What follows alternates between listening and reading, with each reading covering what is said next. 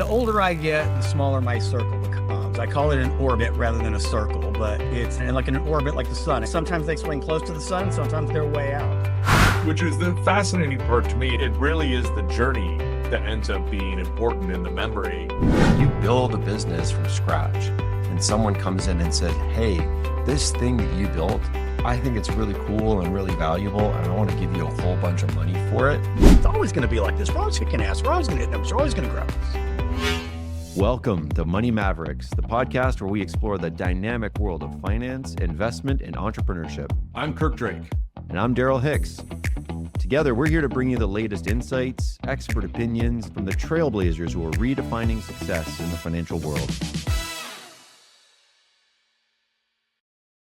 Well, welcome to another amazing episode of the Money Mavericks podcast. Bradley, sir, excited to have you on with us today, buddy. I'm excited about this. It's going to be a good time. Yeah, it is. So I know, Kirk, you had brought Bradley over to us and you were excited to tee up this conversation. It'd be great for you to kind of give a little bit of background for our guests. Several weeks ago, I had a great conversation with Bradley kind of about, just kind of midlife, right? And what changes you kind of experience relationship-wise, kids-wise, parents-wise, being in the middle of all of that.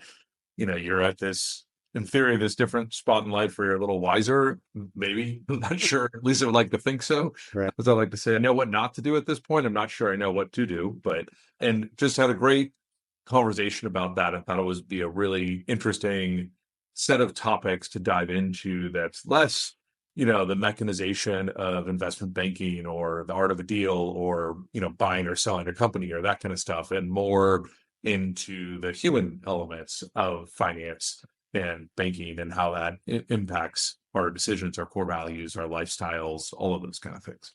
Yeah. Amazing. Quite the laundry list of rich discussion points for us ahead. But Bradley, maybe a great place to start, better than any, is would love to kind of hear a little bit more of your origin story and how you ended up, best-selling author and all this kind of stuff. It's quite the journey when we look you up on LinkedIn. But how did you kind of get started through this meandering path that brought you to where you are now? A meandering path is a pretty good word for it, right? I think, it's great. I'm in my 50s, and it's great when, you're young and you see these people that have, they are on a target and they're like, hey, I've always wanted to be a doctor. I'm a doctor. And you look up 30 years later and that's it.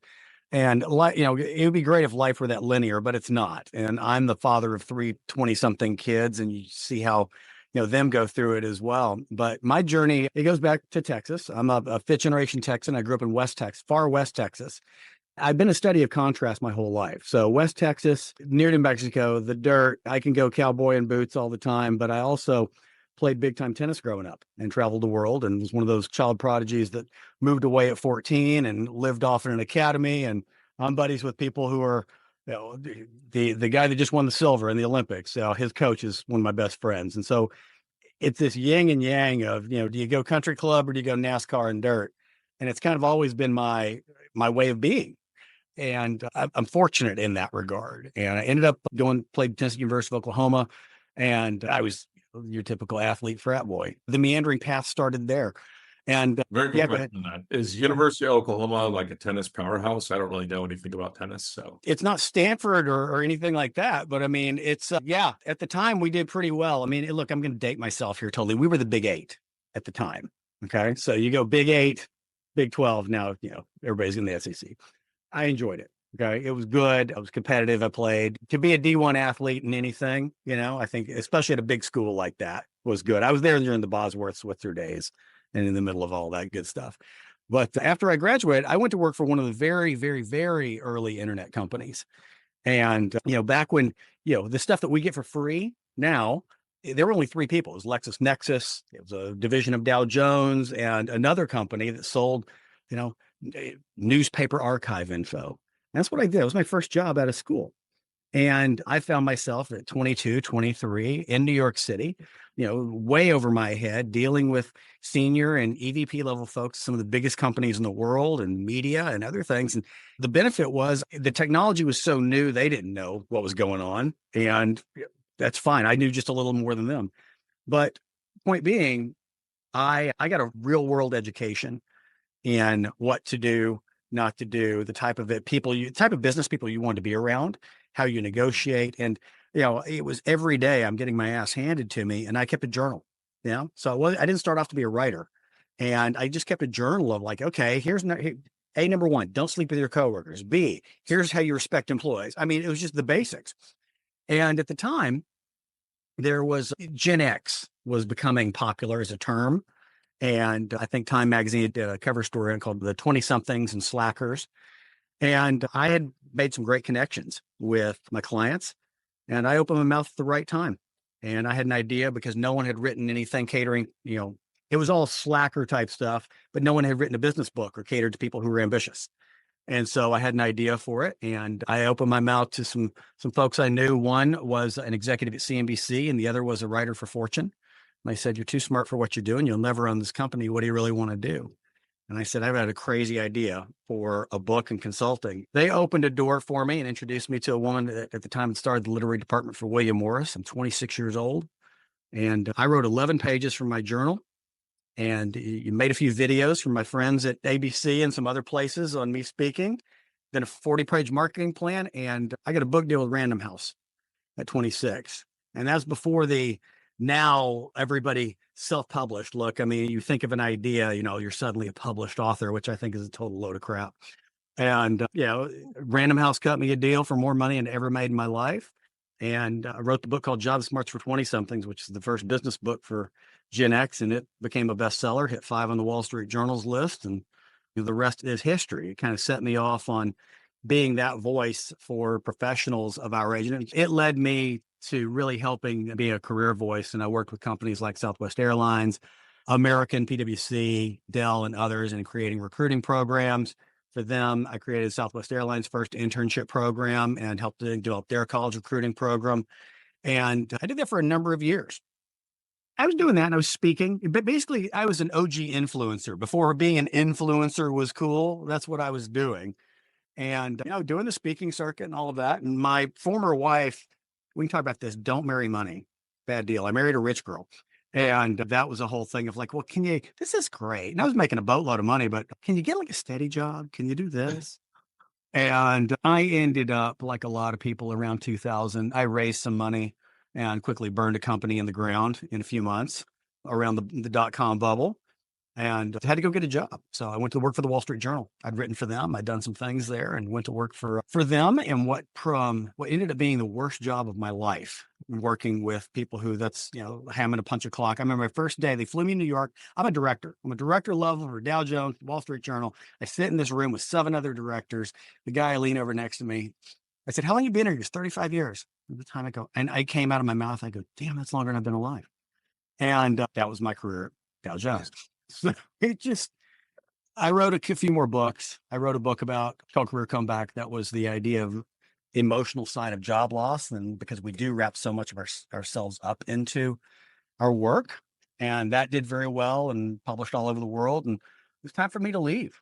And someone asked me to go into executive search. I thought that's where you go if you can't, if you either like, you're an old man who knows a lot of people, or you can't sell used cars, you go into executive search and recruiting. And I found the right guys, a bunch of former athletes, and I went to work and became partner at one of the top 10 search firms in the country and ran their executive search practice in healthcare for a number of years, and proceeded to do that and loved every minute of it until I got burned out, got divorced, had the midlife crisis. And about 6 years ago, I want to get back to my true passion, which was writing, speaking, creating. And kind of like I did with all of my books, and like all of us, it doesn't matter where you went to school, how much money you make, what you do, we all matriculate life in similar ways. And that's why I came up with the idea for advanced adulting and helping grown-ass adults navigate midlife, the things that we all experience, but we never really think about, because when you're 27 and you're starter marriage, you don't think, well, I wonder what it's going to be like to be divorced and dating again at 52. Or I wonder what it's going to be like to figure out what I want to be for the 3rd time. Or when you have success and then you fail and swing and miss for the first time. Or when your parents get old. All of those things. That's advanced adulting. And I've been doing that and working with people all over the world and helping them, coach them, courses. And it's been an exciting time.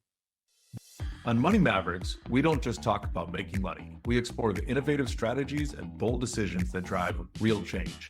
Whether you're an experienced investor, a budding entrepreneur, or just someone looking to make smarter financial choices, we've got something for you.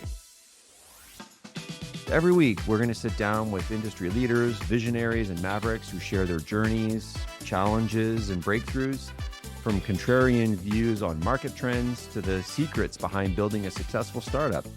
You get an inside look at what it takes to thrive in today's economy. And we promise to keep it real, engaging, and most importantly, actionable. No jargon, no fluff. Just straightforward conversations that you can apply to your own financial journey. So get ready to challenge your thinking, expand your knowledge, and take control of your financial future. This is Money Mavericks, where we turn financial dreams into realities and mavericks into legends. That's amazing. I love this point that you made about how it's so common for our identity to start to get wrapped up in business. This is a common problem theme that I see with founders, especially when they have their first exit. I mean, just a few weeks ago, I was hanging out with a friend of mine who I've known for many years. And to me, like when you build a business from scratch and someone comes in and says, hey, this thing that you built, I think it's really cool and really valuable, and I want to give you a whole bunch of money for it. Right. It's one of the most flattering and amazing things that a founder can go through. Not all founders want to exit out of their business, but even just to have someone come in and offer you that is really huge. And for the founders who do pull the trigger on that, I mean, I was just talking with a buddy of mine, he completely surprised himself with how emotional he got when he was telling the story. And he said the most random things were the hardest, like having to give up my email address at the domain of my company because I'm no longer there. And he literally like teared up and started to get all choked up about it. And of course, it's not about the email address. What's it about? It's about the fact that for as long as he's known, as long as he can remember, that's who he's been, is the CEO and the founder of this business. And who are you now when you don't own that business anymore? And a lot of people don't really think about that. And again, so you talk about like first world problems, champagne problems, like all of us should be so lucky that someday we're having to deal, but it's a real crisis for a lot of people as they're going through this. What are some of your thoughts on that and how you've helped to the extent that you've helped some people going through that? I'd love to kind of hear about it. Yeah, it's interesting that you say that. I mean, it's not to be cliche about it, but it extends from whether it's some sort of life achievement, a business achievement, like a company exit. And also if you really want to extend it, it can go with being a parent. Or your life as well. I don't know when people are going to be watching this, but the Olympics are going on, and I forget the girl's name. Is it the Cunningham, the girl that won the 200, right? Won the gold medal, and they were asking her afterwards, "Oh, this is great. This is fantastic." She goes, "Yeah, but you don't know what went into it. You weren't there behind the scenes, the weeks, the years of me training and sacrificing and going through all of this." And I loved that. And that hits because whether it just to, what you're speaking about, someone who creating a company and having an exit, that's your hallmark moment, the validation, the pinnacle, but you weren't there when it's, you're in the back room and you're struggling and can I make payroll? Can I get a customer? Can I do any of this stuff? Are we gonna have to fold it? And you hate those moments you're going through it and you love those moments because that's what made it getting here. And I say that from, the girl in the Olympics, whether it's selling a company or even I go back to my kids in their 20s and, damn Facebook, they show you those memories every day, and you look at that and you go, God, that was 10 years ago. God, that's a grown ass man. It was my child now. And you forget those things that you were frustrated with, whether they were a pain or a nuisance or whatever. And now I think those are the times you miss and you reflect upon and you go, and it is a corny Hallmark movie and it's spot on target in every aspect. Yeah, what's been interesting to me about that is sometimes, so it can be, you have that sense of loss even when you succeed and sell the company, right? Just as much as you do when you shut it down, right? Like, which is the fascinating part to me. It really is the journey that ends up being important in the memory and the satisfaction. And to me, it's nice to have a bank account, the rest of that, but that actually, I haven't found that is all that cathartic for the loss that you have to go through. I think it's interesting too, in almost anything. I mean, and whether it's, business or we'll use writing books as an example, we always tend to think, whether it's realistic or accurate or not, that, it's going to be hockey stick growth. Hey, man, it's always going to be like this. We're always kicking ass. We're always going to hit numbers. We're always going to grow. And it's, I can tell I've written 5 books, and I can tell you after each one, there's a bit of a depression. There's a bit of a relief, and you have the push and all of that, but there is this kind of like, okay, now what? Because you've been on, full throttle for so long. You've been in growth mode, make it happen, the excitement, the launch, the birth, the sell. And it's kind of like now what? Downshifting is hard stuff. And again, whether it's a business that failed or whether it's a business you sold or anything, it is kind of that, especially if you're a driver, if you're kind of type A, that's the hard part. Cause you're like, okay, I've taken my break. I've gone to Cabo. Now what? That's a hard thing. A lot of people don't realize that or recognize that until it's there. Recognize it's a natural occurrence. There's nothing wrong with you. I think that's a big one right there. I know the first few times it happened to me, it was kind of like, God, what's wrong? What's wrong with it? Accept it, take a bit. Look, even in boxing or MMA or whatever, hell, racing, you take a pit stop, you take a breather, you regroup. If it's what you want, if you're driven that way, hit it again in a different way. That's it. But I think that's the hard part, is recognizing that, so many things are cyclical and there's a nature to it. I think that's the biggest piece, because just as I said, whether it's growth, it's always got to be this too. Sometimes it's okay. It's okay and normal and all right for us to be a little even keel or leveled out. Yeah, I'm a big fan of these natural cycles that exist all over the place. I have a couple of friends who Kirk knows as well, who seem to be the exception to that rule, where they can just be on all the time and absolutely hard charging. But I think we see everywhere in nature that we're connected to these cycles of like seasons, right? The earth breathes in and it breathes out. There's periods where we have more carbon dioxide and there's periods where we have less, and things get warm and they get cold. We go to sleep every night, we wake up. The heart's not just constantly charging, it's like pumping, it's relaxing and pushing, right? So we see that all over the place. But you're absolutely right. The type A, driven personality, high achiever kind of people, I think that's really what their identities start to get wrapped up in, is like, my value to the world comes through achievement rather than any kind of intrinsic value in myself. Oh, absolutely. Because we're always looking at a scoreboard, and however you define that scoreboard, whether it's cash, exit, whatever, popularity, awareness. I think one of my big advanced adulting lessons in all of this has been a different way of looking at these seasons. Is I say short stories. I was going to say chapters, but when people say the corny thing of, life is a book and these are the chapters. Yeah.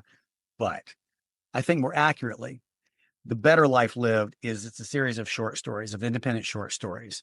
They may be woven within a book. They may be woven within the bookends of your life, but it doesn't necessarily have to have a linear beginning, middle, and end.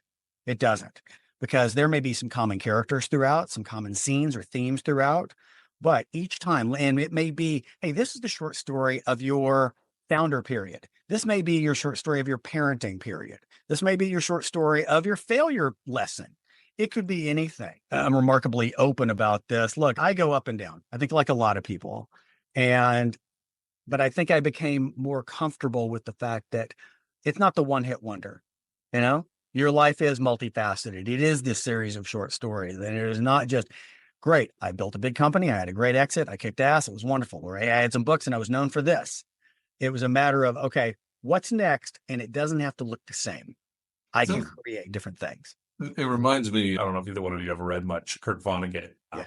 And so I read, like, when I was really into it in like high school, read all of his books, and they're totally disjointed. You have the same characters, but they have totally different roles and different stories. Yep. It just reminds me of, like, when you were describing that, of short stories where, they're disjointed. And I do think that where we like to compartmentalize, right? And I think of my printing journey versus my fintech journey versus my winery journey versus my speaking versus stand-up comedy. Each of these are different things, and sometimes they intersect.